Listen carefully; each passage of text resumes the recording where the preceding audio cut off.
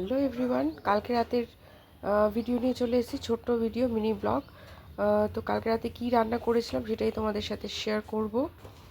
তো তখন 9:30 বাজছিল, একটু বেরিয়েছিলাম, দরকার অফিস থেকে ফিরে আবার একটু বেরিয়েছিলাম। তো এখানে দেখো রান্নাঘরে চলে এসেছি। এখানে বড় বড় দুটো খয়রা মাছ হাফ করে নিয়েছিলাম, বেশ অনেক দিন পর খয়রা মাছ পেয়েছিলাম বলে 2 পিস বড় সাইজের নিয়ে এসেছিলাম। আমি আর আমার কর্তামশাই খাবো বলে।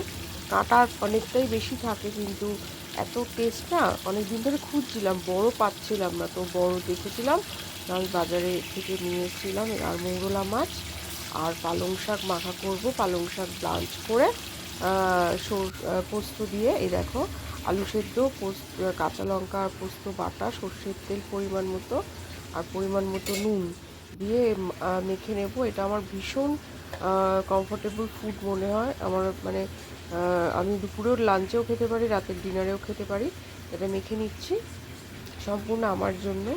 এখানে সর্ষে পোস্ত দিয়ে দেখো এখানে ঝাল বানিয়ে নিয়েছি। আর মোরা মাছগুলোকে এখানে ভালো করে পরিষ্কার করে বেছে এখানে ধুয়ে আর পেটের থেকে সব ময়লা বার করে এখানে মশলা মাখিয়ে বেসন দিয়ে ভেজে নিচ্ছি। এটাই ছিল কালকে রাতের আমাদের ডিনার ভাতের সাথে।